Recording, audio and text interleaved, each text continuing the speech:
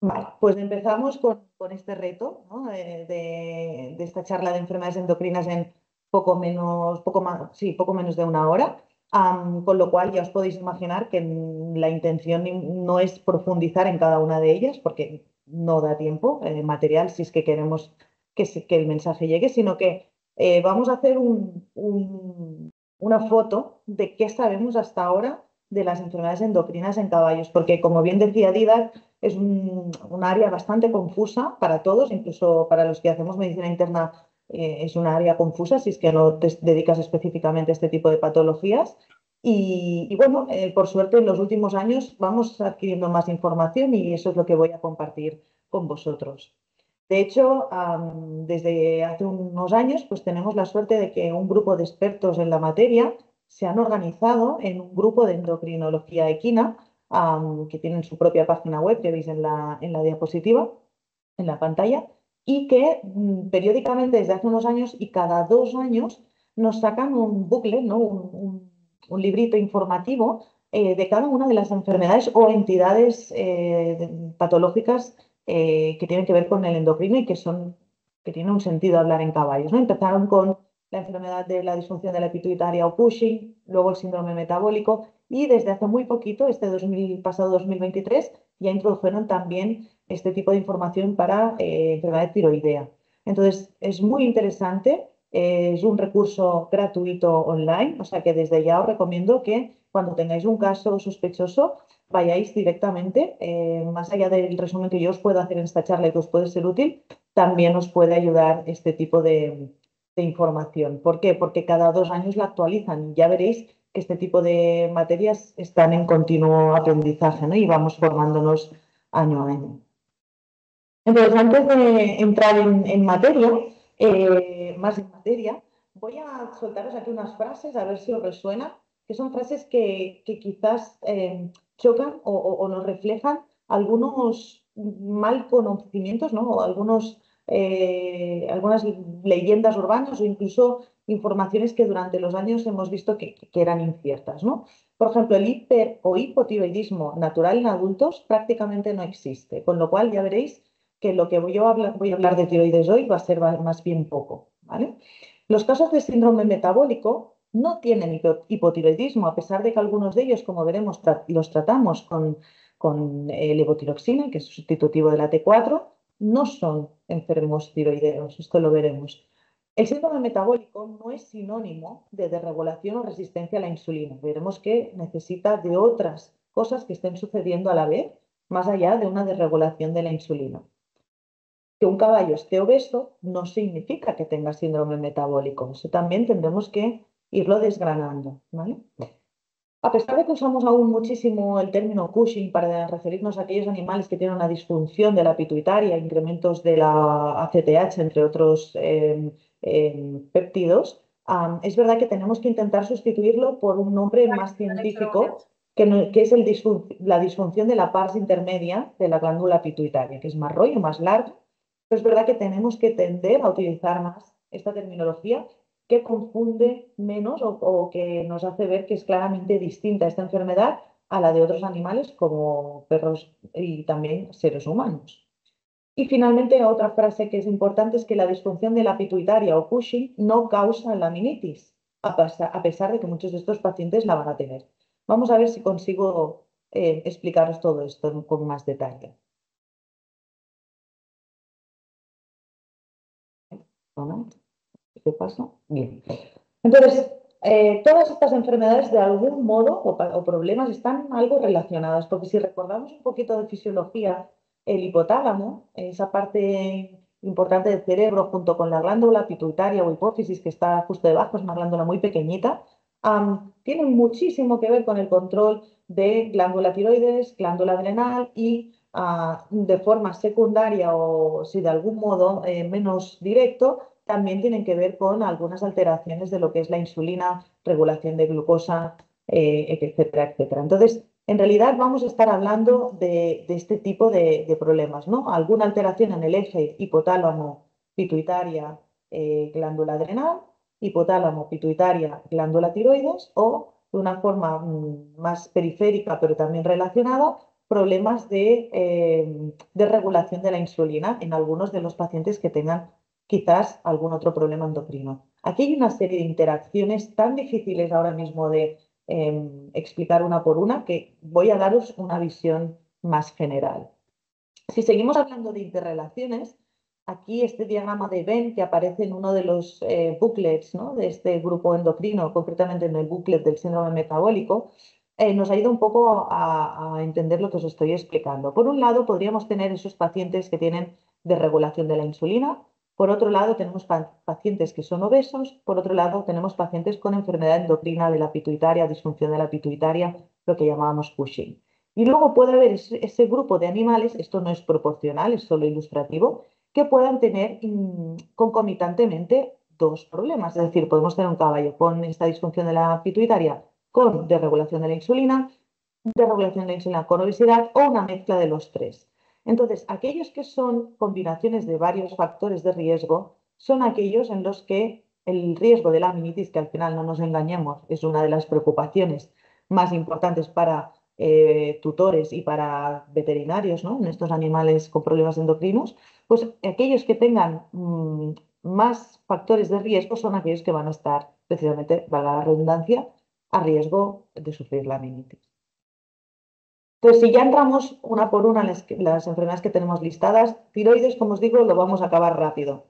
Os diría esta expresión de olvidaros de ellas. ¿Por qué? Porque está muy poco demostrado o hay muy poca evidencia de que realmente los caballos adultos tengan enfermedad tiroidea que cause una disfunción real de la tiroides de forma natural. Es decir, a menudo puede ser más algún tipo de alteración farmacológica o inducida por algún tipo de tratamiento o intervención por nuestra parte, que no que tengan un problema real. Incluso los caballos de cierta edad que tienen tendencia a tener adenomas tiroideos y que visualmente pues, son obvios, es muy bajo el porcentaje de estos caballos que realmente tienen una disfunción de esta tiroides. Por lo tanto, es muy raro, de hecho está sobrediagnosticada la enfermedad tiroidea. ¿Cuál sería la excepción? Los potros neonatos, que ahora comentaremos. Entonces, además, tenemos la circunstancia de que las concentraciones de hormonas tiroideas dependen o varían por varios factores que nosotros no podemos controlar y que eso puede influir en la interpretación de una analítica tiroidea. Un caballo que esté enfermo, sistémicamente enfermo, puede tener alteraciones de las hormonas tiroideas. La especie, es decir, los burros tienen hormonas más bajas que los caballos. El sexo, las hembras tienen hormonas más bajas que los machos. La edad, los potros, animales jóvenes, tienen mayor elevación de hormonas tiroideas que los animales de mayor edad. La estación del año, en otoño normalmente o invierno están más aumentadas. Momento del día, hay un ritmo circadiano. Hay unos extremos, incrementos de carbohidratos, ejercicios importantes, transportes, fármacos, es decir, hay una cantidad de factores externos o internos al individuo que pueden afectar este valor de las hormonas que hay que coger muy en pinzas una determinación puntual de hormonas tiroideas. Como os decía, quizá la excepción son los potros. Sí que está descrito el hipotiroidismo en neonatos congénito, aunque es verdad que curiosamente está mucho más presente en Norteamérica que en otros países. En países en Europa los casos, por ejemplo, son muy anecdóticos. Entonces, ¿qué veremos? Son potros que tienen clínica de prematuros, a pesar de que han nacido más tarde. Pues serían un tipo posmaduros, es decir, nacen tarde, pero con clínica muy similar a un animal prematuro. Eso lo da también el propio hipotiroidismo. Algunos de ellos, no todos, van a tener el bocio, el goiter en inglés, que es esta claramente inflamación, abultamiento en la zona de la tiroides. Y lo que es distinto a los otros prematuros o posmaduros es que pueden tener prognatismo. Es decir, si tú ves un animal con características de inmadurez más prognatismo, revisa la tiroides. El bocio, como os digo, puede estar o no. Aunque no se sabe muy bien por qué desarrollan este hipotiroidismo, perdón, se asume que tiene que ver con cambios en la nutrición materna durante la gestación o alteraciones, bien sea de incremento de yodo, la dieta, o descensos, o una dieta deficitaria, o incluso algunas sustancias tóxicas que puedan intervenir en ese metabolismo o asimilación del yodo. Por ejemplo, en Estados Unidos se ha visto en yeguas que han ingerido la planta de la mostaza o que han sido alimentadas con algas tipo kelp o algunos forrajes contaminados con hongos. Por lo tanto, hay un factor nutricional importante.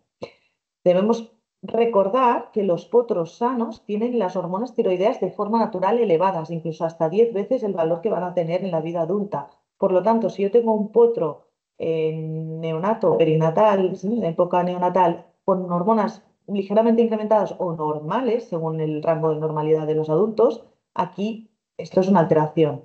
Pero cuidado, es una alteración del valor de las hormonas. No significa que la tiroides esté funcionando mal. Esto es para complicarlo más. Porque si un potro está enfermo, es habitual que tengan las tiroides bajas. Entonces, tendremos que hacer alguna otra prueba más para decidir que efectivamente ese valor bajo de hormonas implica un hipotiroidismo. Entonces, ¿cuál es el problema? Pues digo, como os digo, que el valor de hormonas solo es insuficiente. Entonces, desde el grupo endocrino nos ayudan con este diagrama de diagnóstico que lo podéis sacar de este libro en PDF online. Entonces, si tuviéramos la oportunidad de analizar junto con la hormona T3, T4 total, la TSH, la hormona estimuladora de la tiroides, nos ayudaría muchísimo más a interpretar esta T3, T4. El problema es que para Equidus no está disponible. Entonces, si tenemos un incremento solo de T3, no es importante, tendríamos que tener la combinación con T4. Si hay un incremento de estas hormonas tiroideas, lo primero que nos preguntaremos es, ¿hay una explicación? Pensando en todos los factores que os he comentado antes de transporte, enfermedad, etcétera. Si es así, ya está, acabamos aquí nuestras sospechas. Si no es así, el siguiente paso sería hacer una determinación de T4 libre con el método de diálisis, que no es tan fácil de hacer. Tenéis que conseguir encontrar un laboratorio que os la haga. Si el valor es normal, ya está, no es un animal hipotiroideo. Si el valor es bajo, entonces lo siguiente sería hacer un test de estimulación de TRH que nos confirmaría en cualquier caso el diagnóstico si es que sale alterado. Hay ciertas limitaciones logísticas que posteriormente os explico. Como ya os explicaba con los potros y en una de las primeras diapos, tenemos que considerar que cualquier enfermedad nos puede alterar el valor de hormonas a la baja. Esto es lo que se llama el síndrome de enfermedad eutiroidea, que significa que tengo unas glándulas tiroides funcionales correctamente. Por otro lado, tengo una enfermedad normalmente sistémica grave en el organismo y esta respuesta del organismo a la enfermedad sistémica causa que la hormona tiroidea produzca menos hormonas tiroideas. La glándula funciona correctamente. Si yo la estimulo, me va a dar que no es un animal hipotiroideo. Por eso es tan importante no fiarse solo de los valores de hormonas.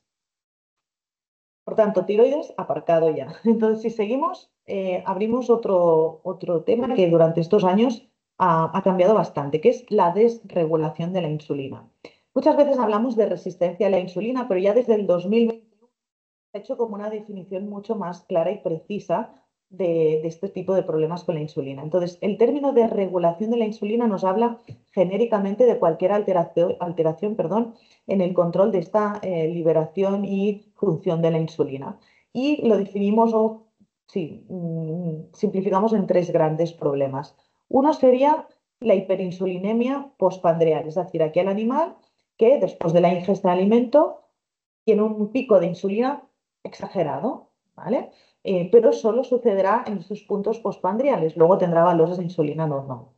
El siguiente paso o punto, si vamos escalando en gravedad o de disfunción, sería la hiperinsulinemia basal, que es aquellos animales que tienen insulina prácticamente siempre incrementada, independientemente de la ingesta, evidentemente ingesta puede ser que aumente un poco más, pero que los valores basales están alterados siempre o prácticamente siempre, y esto ya nos está dando una idea de que probablemente hay algunos tejidos que no responden bien a la insulina y ese páncreas lo que hace es liberar más insulina porque de algún modo percibe que la energía, la glucosa no llega a las células. Entonces es como necesito sacar más insulina para que las células se alimenten. Esto que os estoy explicando ya sería la fase más final o grave de la situación, que es tener un animal en el que sus tejidos ya no tienen sensibilidad a la insulina, es lo que llamamos resistencia a la insulina, es el último punto. ¿Qué quiere decir? Que la insulina presenta la glucosa, pero esa célula ha perdido esa capacidad de sensibilidad a la insulina y a la presencia de glucosa. Entonces, no de forma radical, obviamente, pero esos tejidos claramente captan menos glucosa, con lo cual cada vez hay más liberación de la insulina y es un pez que se muerde la cola y al final tenemos una gran cantidad de insulina circulando sin que esa célula reaccione adecuadamente a ella. ¿Cuándo nos sucede esta desregulación de la insulina? Pues forma parte de lo que es el síndrome metabólico equino, del que hablaremos en un rato. Puede suceder, aproximadamente se estima que en el 30% de los casos de la disfunción de la pituitaria hay esta desregulación de la insulina, que es en principio paralela e independiente de lo que es la disfunción de la pituitaria como tal, no queda clara la relación. Sí que en situaciones de gestación, hambruna, periodos de inanición o inflamación grave del organismo, enfermedad sistémica grave, puede suceder también. Siempre tenemos esa duda de hasta qué punto algunos fármacos, como pueden ser los corticoides, podrían facilitar que hubiera esta desregulación de la insulina.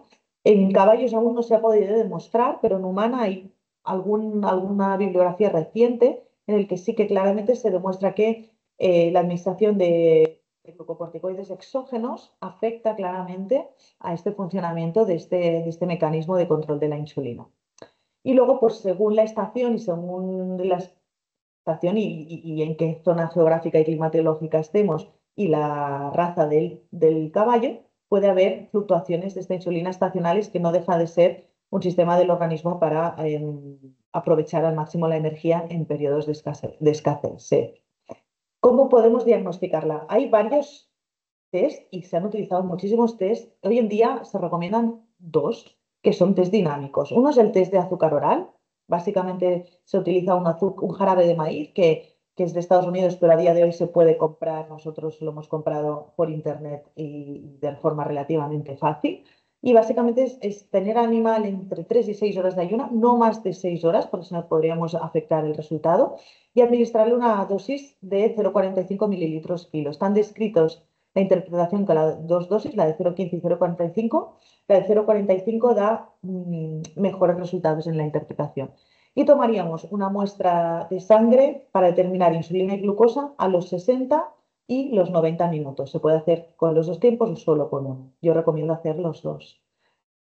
Otra alternativa a esto, pero es un poquito más peligrosa si el animal no tiene desregulación de la insulina, es hacer el test de tolerancia a la insulina. Significa que alimentaríamos, aquí no hace falta hacer ayuno, pero sí que retiraríamos grandes cargas de carbohidrato, pasto, heno está bien, tomamos una muestra basal, administramos insulina y a los 30 minutos tomamos otra muestra para determinar glucemia. Importante tener a mano un poco de comida o incluso algún glucosado, porque si el animal no tiene una regulación de la insulina, podríamos causar una hipoglucemia.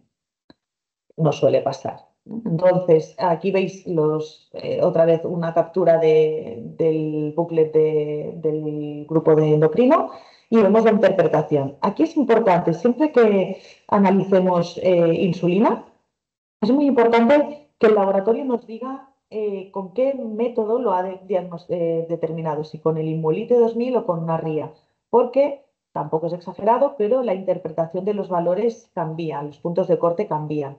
Y aquí ya vemos que con la dosis de 0,45 del jarabe de maíz, si tengo más de 65 unidades mililitro de insulina con un test o más de 63, no cambia mucho con otro test, podemos interpretar que hay una desregulación de la insulina. Con el test de tolerancia a la insulina, lo que vemos es al revés. Vemos si la glucosa se ha recogido o no. Si no ha descendido más del 50% el nivel de glucosa basal respecto después de la insulina, es que asumimos que los tejidos tienen una resistencia a la insulina.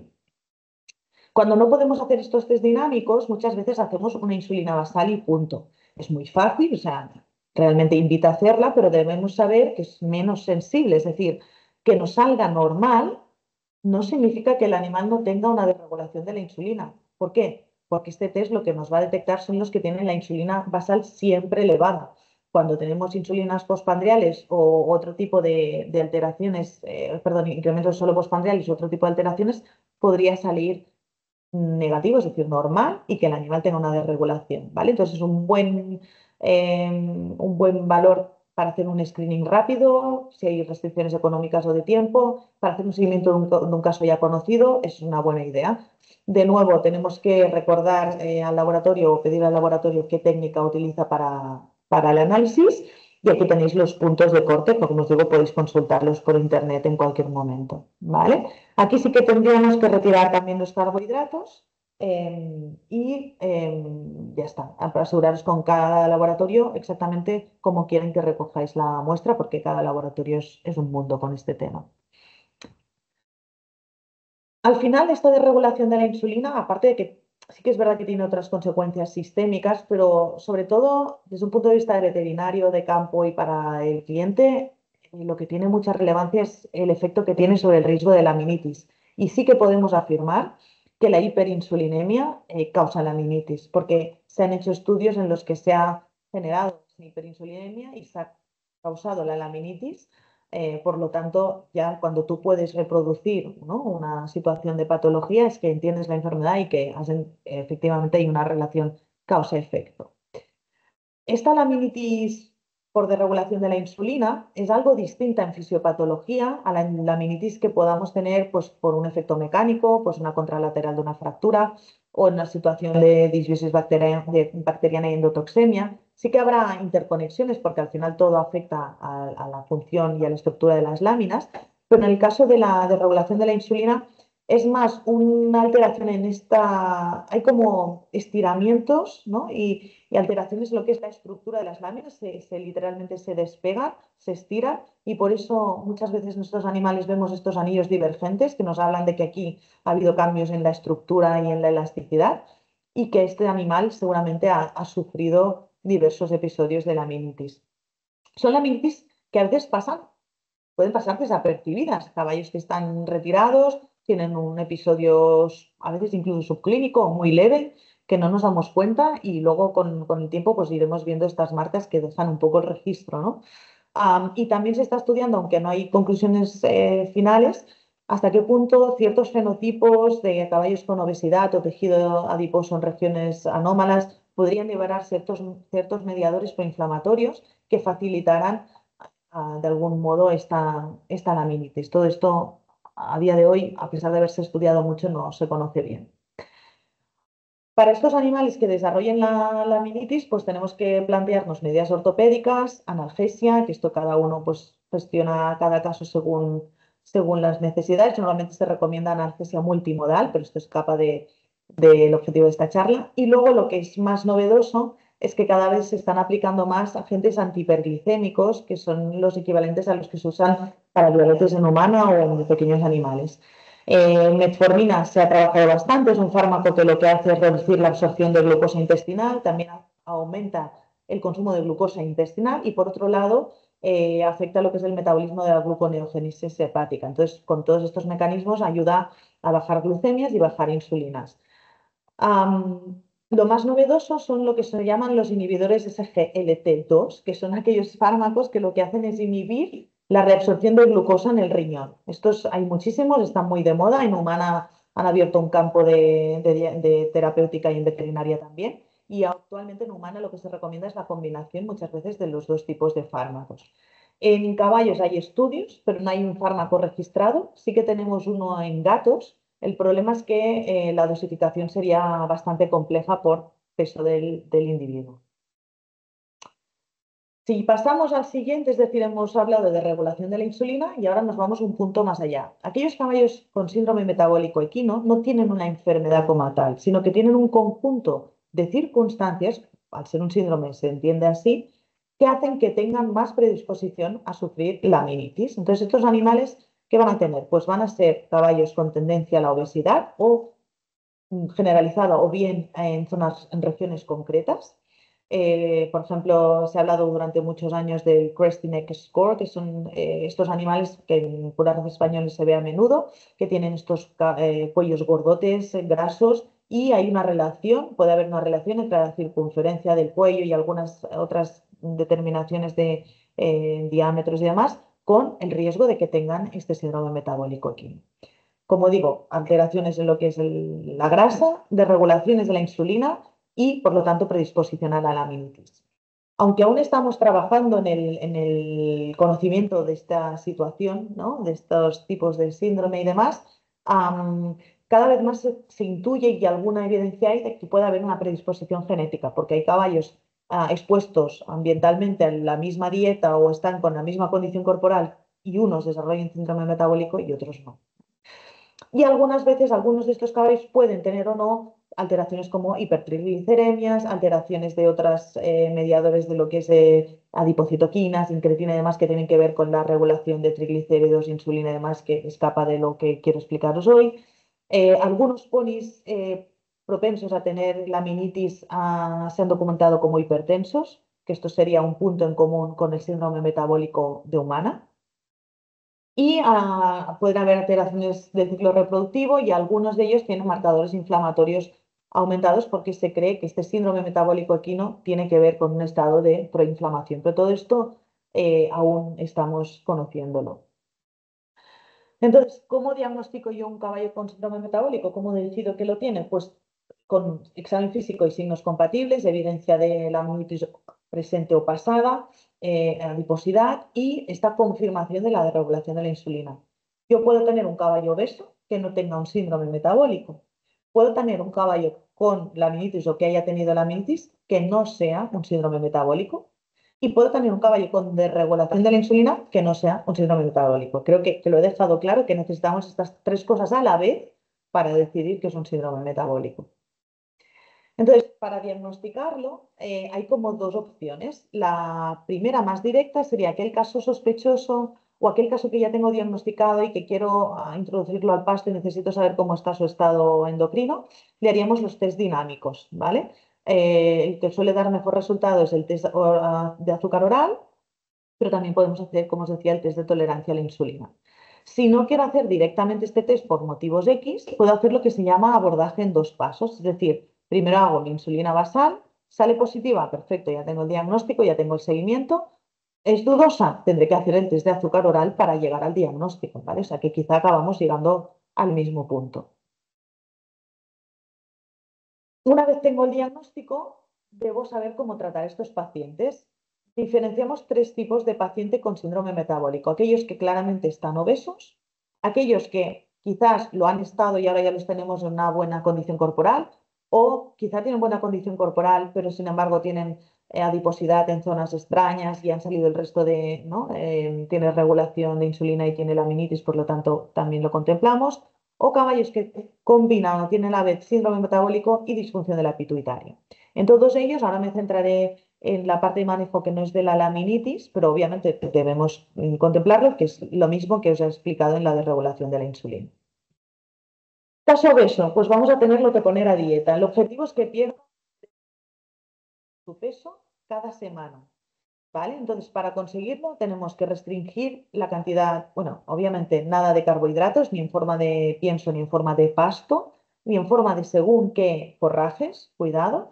Tenemos que conseguir un forraje, por ejemplo, heno de hierba perfecto, que tenga menos del 10% de carbohidratos no estructurales. La mayoría de henos que tenemos aquí pues son así. Y le daremos poco, le daremos un 1,5% de su peso vivo, que es menos de lo que deberíamos dar a cualquier caballo. Idealmente remojado durante 60 minutos en frío, porque así lo que hacemos es eliminar el resto de carbohidratos tipo fructanos y similar que puedan quedar en el heno. Y muy importante, antes de dárselo al caballo, escurrirlo, porque ese agua tiene todo el azúcar que le hemos querido retirar, ¿vale? Entonces le damos escurrido. A veces los caballos no quieren remojado, pues se lo damos sin remojar, ¿eh? Entonces, cada 30 días iremos viendo si vamos cumpliendo los objetivos de pérdida de peso. Si no, aún podemos bajar más a 1,2% de su peso vivo en forraje. Claro, esto puede suponer una situación de estrés para el individuo. Son animales que quizás están acostumbrados a comer mucho, de pronto le estamos restringiendo muchísimo. Si eso le causa un estrés, puede ser incluso contraproducente porque nos causará o nos perpetuará más esa desregulación de la insulina. Así que hay que usar estrategias de redes de slow feed, distribuir en más tomas a lo largo del día, maneras para que él no tenga tanta ansiedad por el ayuno, ¿no? Y luego, pues si queréis suplementar la dieta con algún corrector de oligoelementos, porque es verdad que durante un periodo de tiempo, no lo alargaremos eternamente, va a ser una dieta pobre, ¿no? Cuando ya hemos superado esa primera fase de pérdida de peso, pues entonces podemos empezar a darles acceso restringido al grano o piensos con bajo contenido en carbohidratos, siempre y cuando nuestros controles los veamos tanto de peso como de control de la insulina correctos. ¿Vale? Va a ser muy interesante el ejercicio. El ejercicio es clave porque nos ayuda a controlar la inflamación, nos ayuda a la disminución de peso. Pero sí, claro, si ya tienen la laminitis, pobrecitos míos, pues no les podremos hacer trabajar. Entonces, en esos casos en los que no podemos hacerles trabajar, sí que es verdad que hay un fármaco que es la levotiroxina, de la que os hablaba antes, que sería el sustitutivo de la T4, que nos ayuda mucho a incrementar ese metabolismo y a bajar ese peso. Dos problemas, que la dosis que se requiere es muy alta, superior a la que que daríamos, perdón, si fuera un animal hipotiroideo, y luego que no la tenemos disponible en España. Con lo cual es muy bonito teóricamente, pero dicho de otra manera, la que tenemos disponible veterinaria en España es para pequeños animales y son comprimidos de 800 microgramos que se hace imposible administrar a un caballo. Pero bueno, a ver si pronto podemos conseguirla o haciendo una petición al ministerio podéis solicitar la importación del medicamento de otros países. Si el caballo no está obeso, entonces nuestra restricción dietética va a ser menor, pero igualmente vamos a vigilar mucho la presencia de carbohidratos no estructurales, es decir, azúcar, almidón, de la dieta. ¿Vale? Si es un caballo que no tiene tendencia a la lipemia, podemos ayudarnos a darle energía en forma de aceite, con lo cual ayudaremos a que ese animal mantenga su condición corporal sin ofrecerle tanto azúcar. ¿Vale? También podemos plantearnos el suplemento corrector. Si no están infosados, ejercicio fundamental y en estos casos no está justificado el uso de farmacología. La dieta y el ejercicio, siempre y cuando no están infosados, obviamente, deben ser suficientes. Cuando ya nos vamos al caso 3, que es caso de síndrome metabólico con disfunción de la pituitaria, sería todo lo que acabamos de explicar, más el tratamiento para la disfunción del que ahora hablaremos. Esta disfunción de la pituitaria es la enfermedad endocrina de los viejitos, ¿vale? Porque el único factor de riesgo es ser senior, ser mayor. Así que cada vez tenemos más prevalencia. Tenemos que en los caballos de más de 30 años ya hay un 30% de prevalencia y además esa población cada vez es mayor. ¿Qué pasa? Pues tenemos esta glándula pituitaria que está muy cerquita del hipotálamo y que está regulada con un feedback negativo con neuronas dopaminérgicas del hipotálamo y que por cuestiones de senilitud, o sea, sí, senilitud por lo que se llama, ¿no? El envejecimiento de las células. Hay un daño oxidativo que degenera estas células dopaminérgicas que son más sensibles, sí, más sensibles a este daño oxidativo y entonces deja de tener la glándula pituitaria este feedback negativo. Entonces, esta parte intermedia, concretamente de la glándula, sobrecrece. Hay una hiperplasia que puede llegar a una neoplasia benigna, pero que causa esta liberación masiva sin control de estos metabolitos, estos polipéptidos que secreta esta parte intermedia, que es la CTH, entre muchos otros que están en estudio. Los signos clínicos altamente sugestivos que ya conocéis es la hipertricosis o una muda retrasada. Pero el problema es que si nos quedamos solo en los típicos, vamos a diagnosticar tarde. Y el objetivo para mejorar calidad de vida, para mejorar función deportiva de estos pacientes, es diagnosticarlos un pelín antes. Entonces, los signos clínicos que os pongo en azul, pérdida de músculo, letargia, descenso del rendimiento, sudoración, tanto incremento como disminución de la sudoración, infecciones oportunistas que con el tiempo se convierten en recurrentes o poliuria polidipsia, son altamente sugestivos y si el animal ya tiene a partir de 12 años ya se puede considerar plantearse intentar hacer el diagnóstico. Luego es verdad que estos pacientes muy a menudo tienen otra sintomatología como la laminitis de la que hemos hablado, aparición de grasa, infertilidad, problemas de tendones, ligamentos, etcétera, pero que no se atribuyen directamente a la disfunción de la pituitaria, sino que son enfermedades o patologías concomitantes a la enfermedad. Algunas otras alteraciones que pueden tener, pues como avanzábamos antes, un 30% de estos animales tienen además desregulación de la insulina y son aquellos de la disfunción de la pituitaria o Cushing que acaban teniendo la laminitis. Es decir, la laminitis en principio no sucede si no hay concomitantemente esta desregulación de la insulina. ¿Por qué estos animales tienen más desregulación de la insulina? Pues aún se está estudiando. Sí que podría ser que al final, cuando hay una disfunción de la pituitaria y una estimulación de la glándula adrenal, puede haber de forma crónica incrementos de cortisol, a pesar de que estos animales no suelen tener incrementos de cortisol detectables en analítica, pero puede ser que en algún momento preliminar, quizá nuestro diagnóstico es posterior a este incremento de cortisol, incrementará ese cortisol y causará pues, una respuesta inflamatoria de estrés en el organismo que de algún modo ayude en esta desregulación de la insulina. Son hipótesis, a día de hoy no tenemos una explicación clara. ¿Vale? ¿Cómo diagnostico? Pues esto ha ido cambiando bastante con los años, pero ya desde el 2021 y ahora en el bucle de 2023 nos hablan de una determinación de ACTH como prueba diagnóstica muy interesante y muy sencilla, en la que han corregido, han ido revisando cuáles son los puntos de corte del valor según la época del año, según varias cosas, para decir si ese animal, o esa prueba, mejor dicho, es compatible con una disfunción de la pituitaria. ¿Vale? ¿Cómo hacemos esta prueba? Pues se ha ido simplificando con los años. Antes nos lo complicaban un poquito más. Es hacer un test basal de ACTH con un tubo de ECTA en cualquier momento del día. Ya no hace falta que sea durante la mañana, no hace falta ayuno, cualquier momento del día. Sí que es verdad que el caballo tiene que estar en una serie de condiciones que ahora comentaremos para que la prueba no se altere. La muestra sí que es verdad que tiene que estar refrigerada menos de 4 horas entre que se recoge y se analiza. O si eso no es posible, se deberá congelar, pero ya no puede descongelarse. Es decir, ya tiene que llegar al laboratorio congelada. Eso es la parte más técnicamente compleja. ¿Vale? Es una prueba que es muy específica. Lo que pasa es que cuando queremos detectar casos precoces con ninguna clínica o muy poca clínica, ahí sí que falla.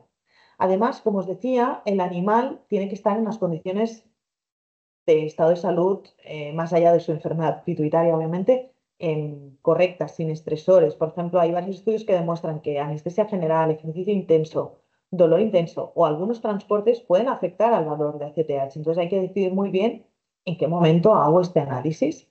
Además, pues según la época del año, pues la interpretación del valor va a cambiar.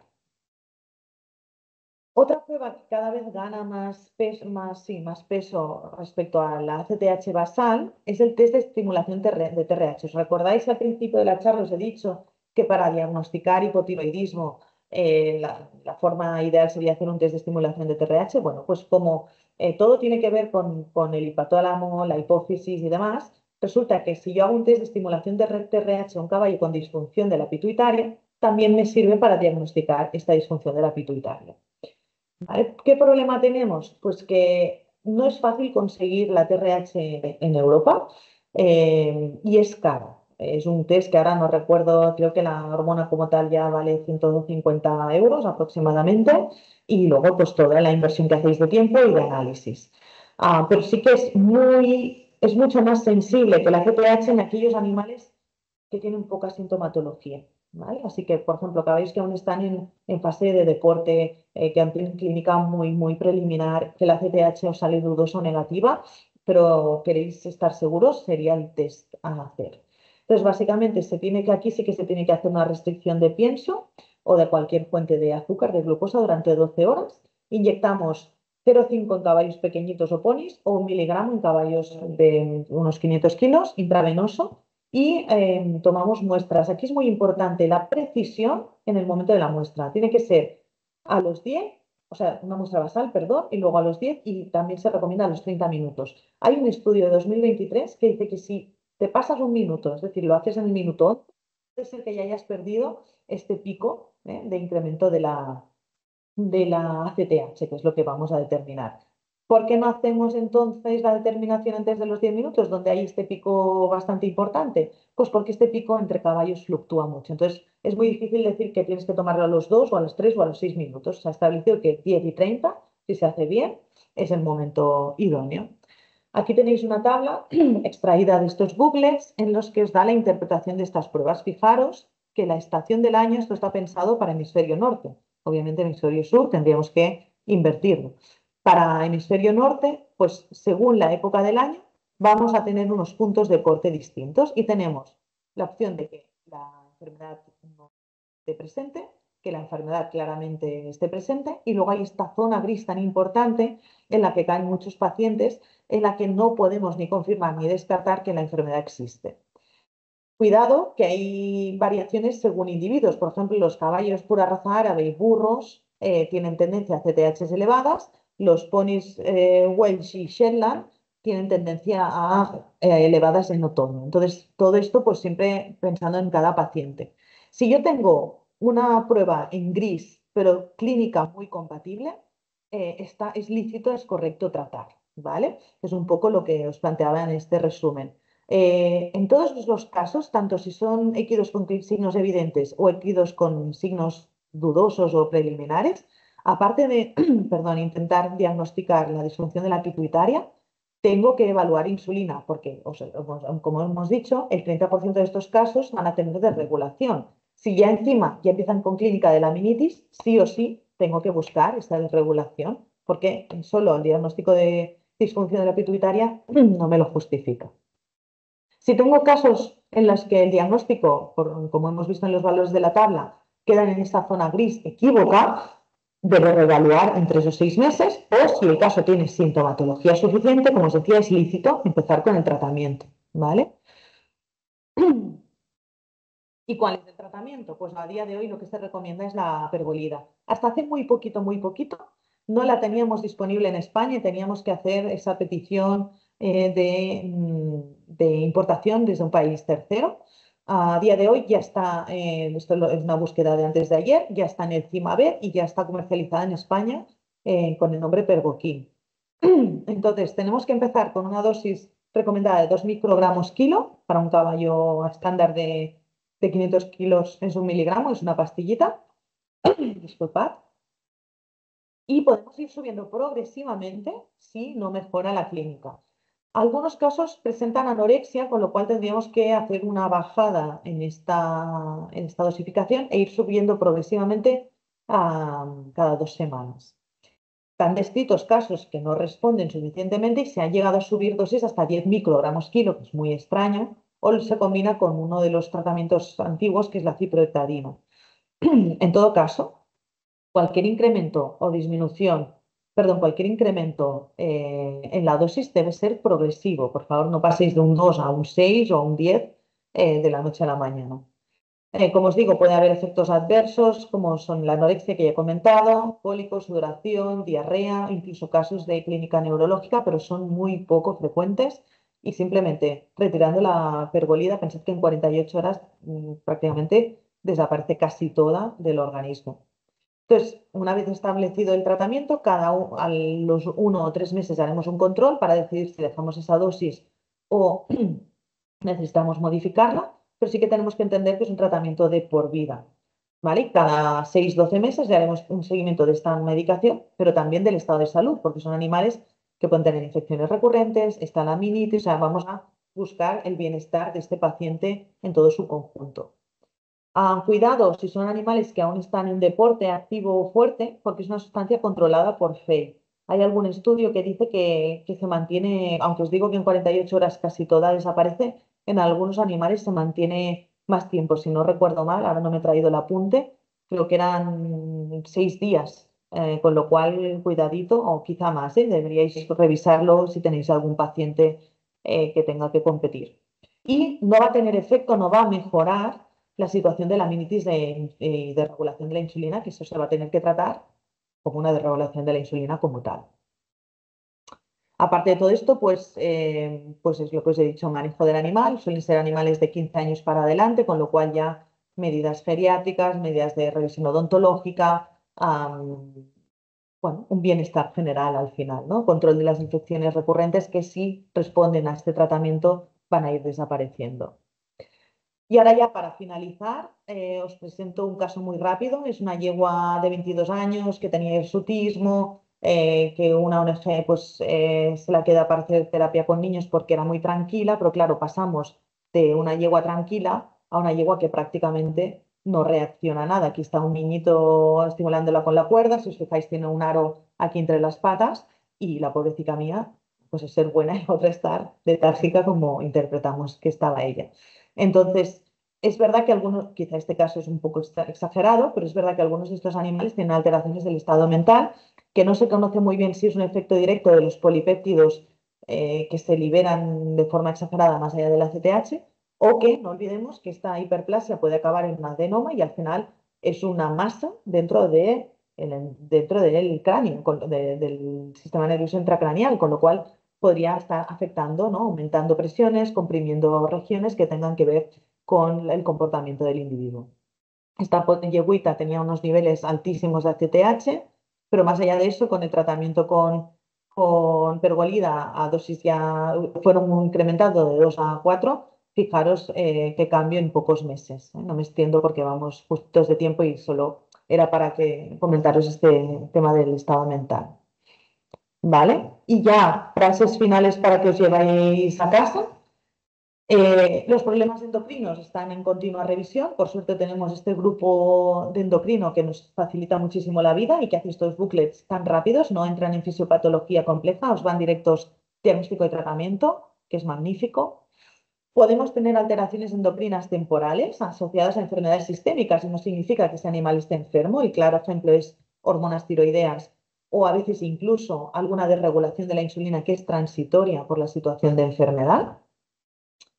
Las técnicas diagnósticas y terapéuticas a veces son de difícil acceso. Comentaba, tema de TRH, tema de conseguir levotiroxina, a día de hoy aquí es complicado, no imposible, pero complicado. Los problemas de tiroides están a veces sobrediagnosticados y sobretratados. O sea, que tengamos unas hormonas tiroideas en una analítica incrementadas no justifica un diagnóstico y un tratamiento de un problema tiroideo. De hecho, ya os decía que son prácticamente inexistentes en adultos. La desregulación de la insulina es un ente independiente del síndrome metabólico equino y de la disfunción de la pituitaria. Tenemos que separarlos porque necesitan ser tratados por separado. El síndrome metabólico, como dice su nombre, es un síndrome, con lo cual ya hemos destacado que tiene que cumplirse, ¿no? Obesidad o tejido adiposo anómalo, desregulación de la insulina y tendencia o historia de la aminitis. Por lo tanto, no digamos que los caballos gordos tienen síndrome metabólico. Y la disfunción de la pituitaria está aumentando su prevalencia. ¿Por qué? Porque la población geriátrica está aumentando, con lo cual tenemos que estar preparados para diagnosticarla con tiempo y que esos animales que van a llegar, ojalá, a vidas de veintitantos, 30 años o más, pues puedan tener un tercio de su vida en unas condiciones óptimas de salud. Y con esto creo que he acabado y estoy abierta a vuestras preguntas y muchísimas gracias por vuestra atención si es que aún estáis ahí.